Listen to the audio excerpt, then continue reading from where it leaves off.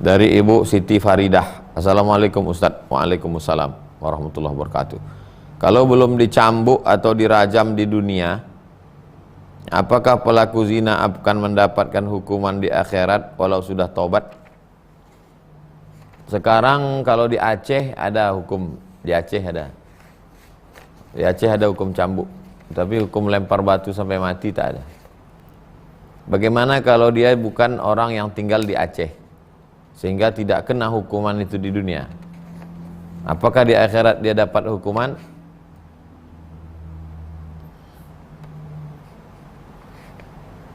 Pertama, dia mesti ridho menerima hukum itu. Ya Allah, aku ridho dengan hukuman itu, tapi karena nggak ada perangkatnya. Ini menunjukkan bahwa dalam Islam itu ada hukum tidak bisa dilaksanakan kalau tak ada perangkatnya. Bagaimana mau melaksanakan hukum potong tangan, hukum cambuk, kalau tak ada perangkatnya? Apa itu perangkatnya? Ulil amri, yang melaksanakan syariat Islam. Maka terbantahkanlah pernyataan orang yang mengatakan agama Islam ini nggak ada ngurus negara. Kenapa zaman dulu itu bisa diterapkan hukum? Zaman Sultan Agung, zaman Wali Songo, zaman kerajaan-kerajaan Melayu diterapkan hukum Islam. Kenapa? Karena memakai sistem Islam. Jadi kalau ada orang mengatakan nggak ada itu sistem pemerintahan dalam Islam, berarti dia tak tahu atau pura-pura tak tahu, otaknya sekuler, liberal. Gimana mau menerapkan hukum-hukum itu kalau tidak ada perangkat hukumnya? Maka dalam itu dia katakan, aku sebetulnya menerima hukuman ini ya Allah, tapi karena tidak ada perangkatnya maka tidak terlaksana. Taubatlah dia, taubat nasuha. Apakah di akhirat Allah mengampuni dia? Wallahu a'lam bishawab. Itu hak prerogatif Allah. Mudah-mudahan Allah mengampuni dosa-dosa kita semua. Amin ya rabbal alamin. Pak M. Soleh, Ustadz, apa hukuman orang tua yang takut menunda punya anak karena segala kebutuhannya belum lengkap? Apa hukumnya orang tua yang takut orang nikah ditundanya dulu punya anak karena takut punya anak? Akhirnya disuntiknya istrinya pakai suntik KB, kering rahimnya. Tahapan nama alat itu suntik bisa kering rahim, akhirnya sampai mati tak punya anak. Itu true story, itu kisah nyata. Nantilah Pak Ustadz, agak-agak 2 tahun punya rumah dulu, kerja dulu, suntik bini sampai mati tak punya anak. Baru kau tahu, kata Allah Ta'ala. Jadi kalau nikah ya tak usah pakai punya anak. Kalau nanti sudah punya anak, mau diatur 2 tahun sekali, 3 tahun sekali, boleh. Namanya tanzimun nasal, pengaturan kelahiran. Dalilnya apa? Karena Nabi membolehkan azal. Itu dalil boleh mengatur kelahiran. Biarkan aja dulu normal punya anak. Kenapa takut?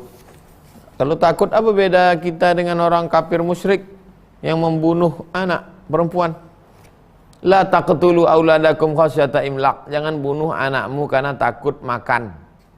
Nahnu narzuquhum wa iyyakum. Makan mereka itu kami yang ngasih. Makan kalian pun aku yang ngasih, kata Allah. Apa kau takut? Itu hamba Allah, kenapa pula takut? Mana iman kita? Begitu Pak M. Soleh. 3, Ibu Lulul Wakhidi. Ustadz, mohon penjelasannya ibadah apa yang disunahkan bagi orang yang melaksanakan kurban? Idza ra'aitum hilala dzulhijjah. Kalau kamu sudah melihat hilal Zulhijjah.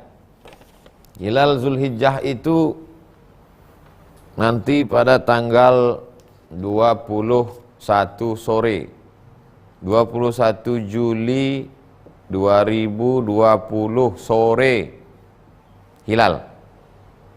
Kamu melihat hilal Zulhijjah, wa arada ahadukum an yudahhi, kamu mau berkurban, falyumsik an sya'rihi wa azfarihi, jangan potong bulu badan, jangan potong kuku.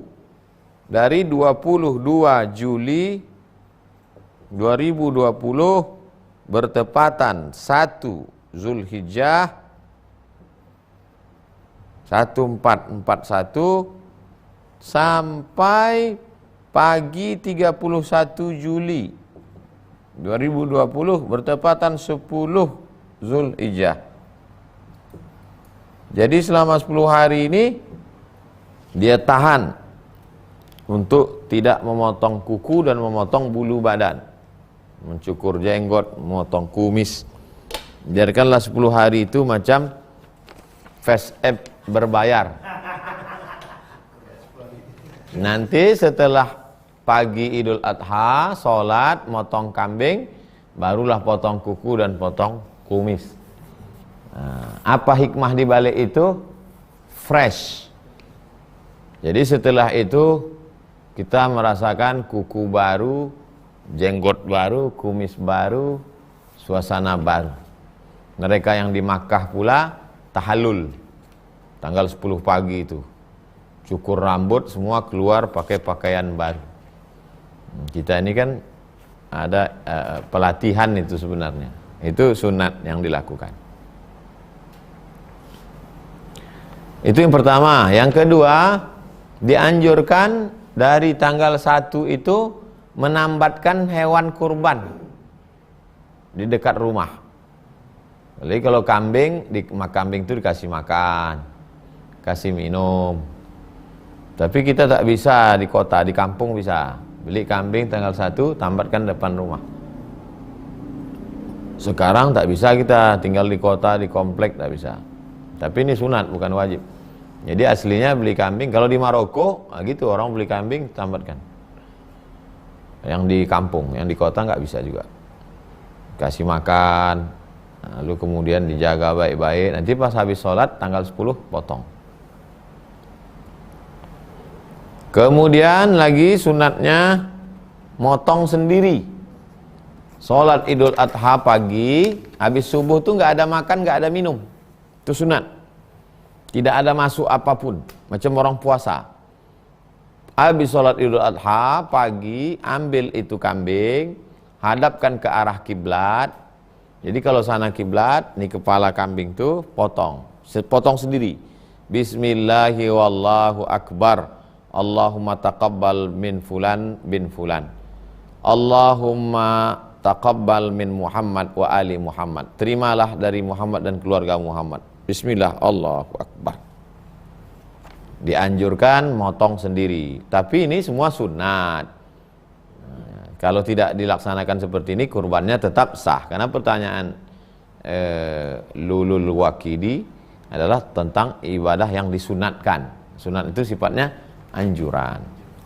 Kemudian lagi sunatnya, setelah dipotong, dibelah perut kambing itu, diambil hatinya. Mut'ah, sesuap, segenggam, sekepal. Dicuci bersih, hilang darahnya, karena darah ini haram, najis. Wadamu, darah haram. Cuci bersih, panggang, kasih garam, makan. Itulah makanan pertama yang masuk tanggal 10 itu. Bismillahirrahmanirrahim. Allahumma barik lana fima razaqtana wa qina adzabannar. Litabarruk, untuk ngambil barokah. Selanjutnya, wa at'imul ba'isal faqir. Seluruh daging kambing tadi bagi ke fakir miskin. Itu paling bagus. Tapi kalau mau diambilnya juga, ambil sepertiga. Sepertiga itu boleh untuk di rumah. Tapi kalau mau ambil sedikit aja, paha kambing itu aja, belum kelihatan, itu bagus. Sisanya, wa at'imul ba'isal faqir. Begitu Pak, begitu entah bapak entah ibu ini. Lulul Waqidi, bapak mungkin. Selanjutnya Ibu Yanti, Ustadz, apakah saya harus cari ayah biologis anak saya saat akan menikahkan anak perempuan saya?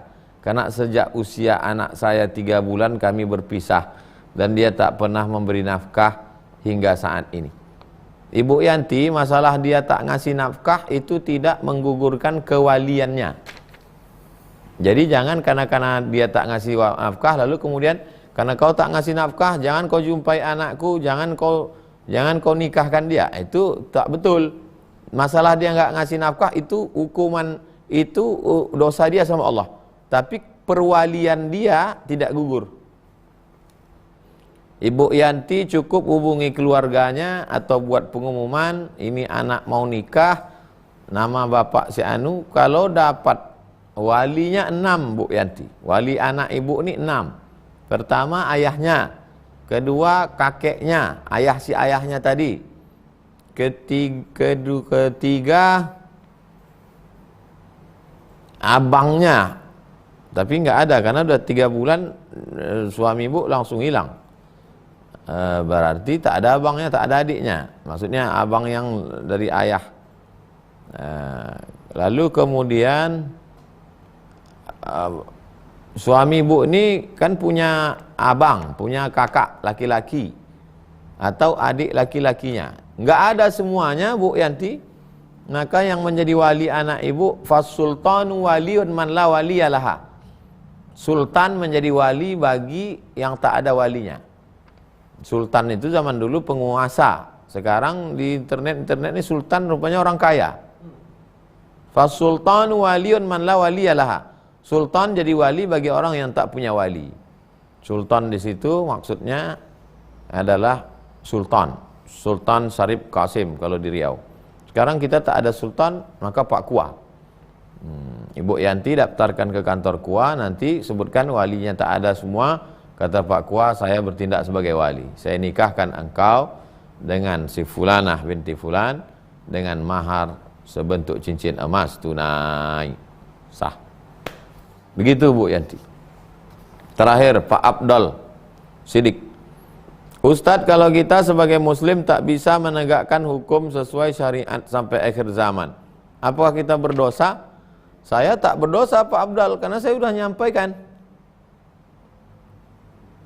Saya tak ada kekuasaan, saya hanya tahu ilmunya, saya sampaikan. Yang orang punya kekuasaan tak melaksanakannya, dituntutlah dia di hadapan Allah. Yang punya ilmu, jelaskan. Ustadz, jelaskan tuh Pak Ustadz. Saya jelaskan. Masalah hukum riba, masalah hukum zina, hukum potong tangan, hukum murtad, sudah saya jelaskan. Adapun masyarakat, maka yang tidak punya kekuasaan, tak punya ilmu, dia mengamalkan saja. Kita dituntut sesuai dengan kemampuan kita masing-masing, Pak Abdul Sidik. Mudah-mudahan kita diselamatkan Allah dunia, selamat akhirat. Terima kasih. Wassalamualaikum warahmatullahi wabarakatuh.